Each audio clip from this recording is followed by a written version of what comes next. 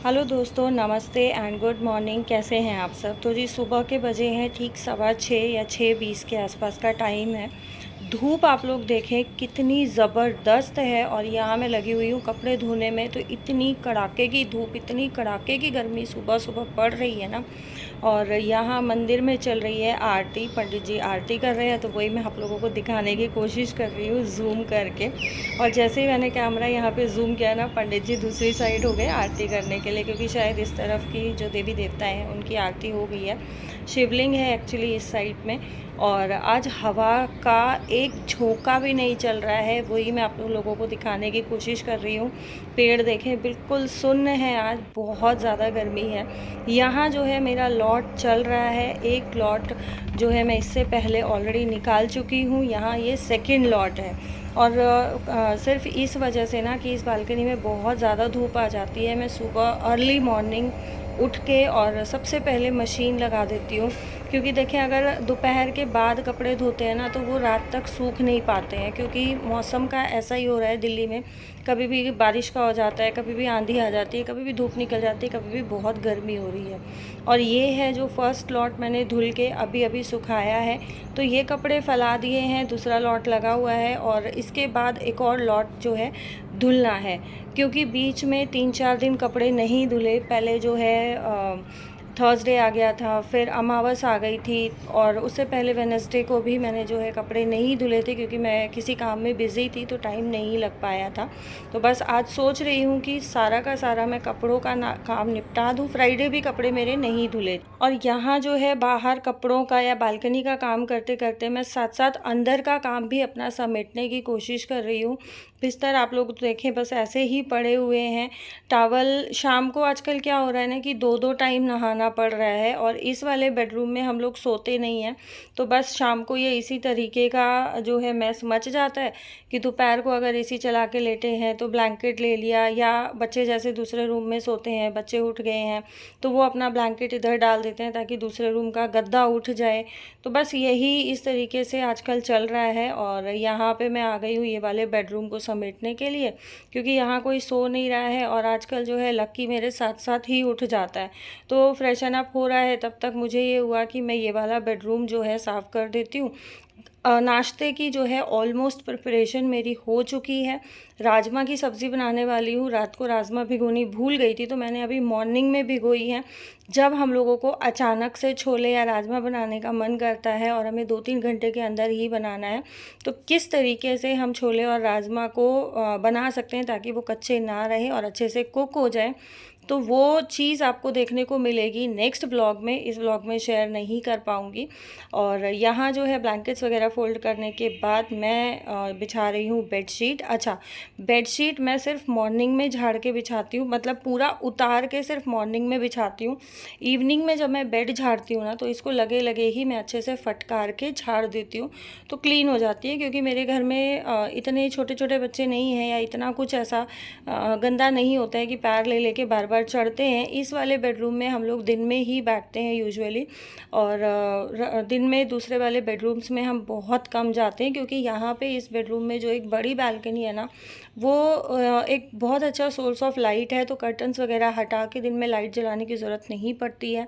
Plus अगर हवा चल रही है तो हम लोग अपना गेट भी खोल लेते हैं बालकनी का, तो काफ़ी अच्छी हवा पास हो जाती है। यहाँ बेडरूम साफ़ करने के बाद मैं आ गई हूँ अपना नारियल पानी लेके। फुर्सत से बैठ के थोड़ी देर अपने लिए निकालूंगी। सेल्फ़ टाइम निकालना बहुत ज़रूरी है, सेल्फ़ केयर करना बहुत ज़रूरी है। और नारियल पानी पीते पीते मैं देख रही हूँ आप लोगों के कमेंट्स, क्योंकि आज मॉर्निंग में जब मैंने चाय ली तो उस टाइम पे मैं आप लोगों के कमेंट्स नहीं देख पाई थी। एवरीवन, कैसे हो आप सब? तो जी मेरा कुछ काम हो गया है और अभी टाइम हो गया है लगभग 8:45 बजे का। तो नहा धो के मुझे जोत करनी है, तो बस अभी पहले नहाना धोना करूँगी, बाकी जो काम बचा है थोड़ा बहुत वो करूँगी नहाने के और पूजा करने के बाद। और जैसा आप लोगों को पता है कि पिछले काफ़ी टाइम से इश्यूज इतने ज़्यादा चल रहे थे कि मैं अपनी देखभाल बिल्कुल भी नहीं कर पा रही थी, जिसके कारण मेरी स्किन भी बहुत ख़राब हो गई है, मेरे बाल भी बहुत ख़राब हो गए हैं। और लास्ट टाइम मैंने आपके साथ शेयर किया था कि मैंने अपना फेस वॉश चेंज किया है और मैंने स्विच किया था मामा अर्थ के फेस वॉश पे, जिससे मुझे काफ़ी अच्छा रिजल्ट मिला है। स्किन मेरी काफ़ी अच्छी हुई है, इसीलिए मैंने एक और जो है डिसीजन लिया कि मैंने अपने शैम्पू को स्विच किया है। पहले जो मैं शैम्पू यूज करती थी, तो अब मैंने उससे स्विच किया है मामा अर्थ के शैम्पू पे, और मैंने मामा अर्थ का शैम्पू मंगाया है। शैम्पू के साथ मैंने कंडीशनर भी मंगाया। कंडीशनर मैंने आज तक कभी अपने बालों में यूज नहीं किया है, मैं very first time conditioner use करूंगी, और मेरा जो भी कंडीशनर के साथ एक्सपीरियंस रहेगा वो आपके साथ ज़रूर शेयर करूंगी।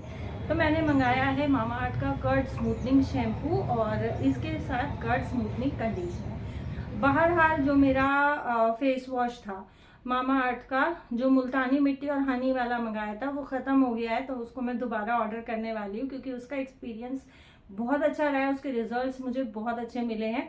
उसके साथ मैंने मॉइस्चराइज़र भी मंगाया था। Moisturiser to be very honest मैंने 2-3 बार यूज़ किया है, तो उसका ठीक है, मैं फेस पे इतना मॉइस्चराइज़र वगैरह यूज़ नहीं करती हूँ, बट फेस वॉश।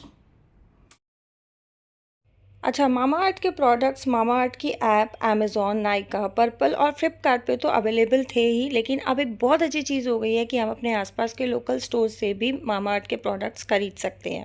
मैं पर्सनली मामा अर्थ के प्रोडक्ट्स के साथ क्यों जाना चाहती हूँ, क्योंकि these products are free from harmful chemicals and all natural.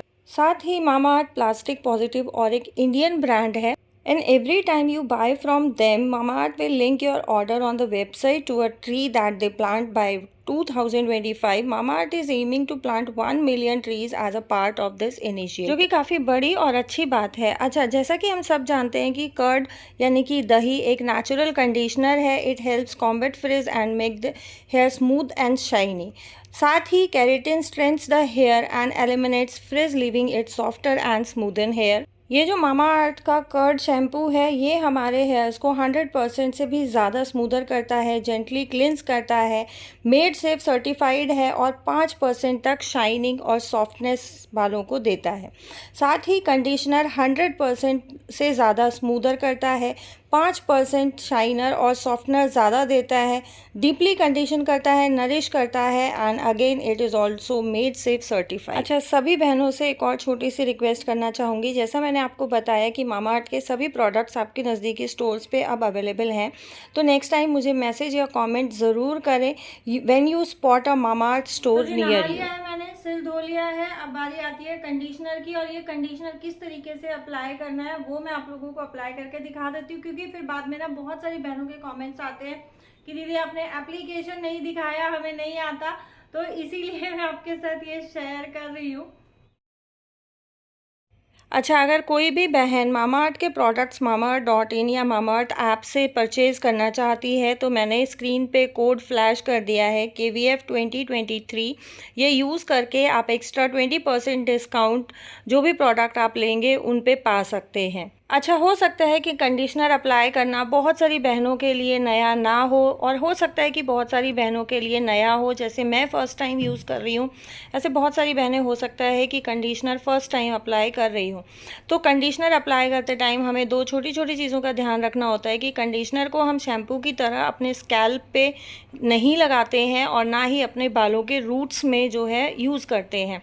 सिर्फ हमें नीचे के पोर्शन में कंडीशनर को यूज़ करना होता है, अप्लाई करना होता है, और इसको 2-3 मिनट के लिए छोड़ देना होता है, एंड जस्ट हम लोग सिंपल वाटर से हेयर वॉश कर लेंगे। अच्छा, बहुत सारे बच्चे भी चैनल के साथ जुड़े हुए हैं, तो आई होप कि उन बच्चों के लिए भी काफ़ी नया और यूज़फुल एक्सपीरियंस रहेगा। अप्लाई करने के बाद मैंने वापस से अपना तौलिया लपेट लिया है, क्योंकि 2-3 मिनट के लिए कंडीशनर को बालों में छोड़ना है, उसके बाद बालों को प्लेन वाटर से वॉश करना है। तो मैं आप लोगों को सिर धोने के बाद रिव्यू शेयर करूंगी कि इसका क्या कुछ मुझे रिजल्ट मिला है पहली बार यूज़ करने का। और जैसे मैंने आपको बताया कि कंडीशनर मैं ज़िंदगी में पहली बार अप्लाई कर रही हूँ, मैंने अपने बालों के साथ आज तक कोई भी ट्रीटमेंट नहीं लिया है, कंडीशनर मैंने कभी नहीं यूज़ किया है, तो वो भी एक्सपीरियंस मैं आपके साथ शेयर करूंगी कि मेरा कैसा एक्सपीरियंस रहा है। बाकी अगर आप लोगों को ये प्रोडक्ट्स लेने हैं तो मैं बाय लिंक डिस्क्रिप्शन बॉक्स में दे दूंगी, क्योंकि बहुत सारी बहनों के बहुत बार कमेंट्स आते हैं जब मैं प्रोडक्ट्स दिखाती हूँ कि दीदी आप लिंक नहीं देते हो, तो हमें लेने में बहुत डिफिकल्टी हो जाती है। तो आप लोग चेकआउट कर सकते हो डिस्क्रिप्शन बॉक्स।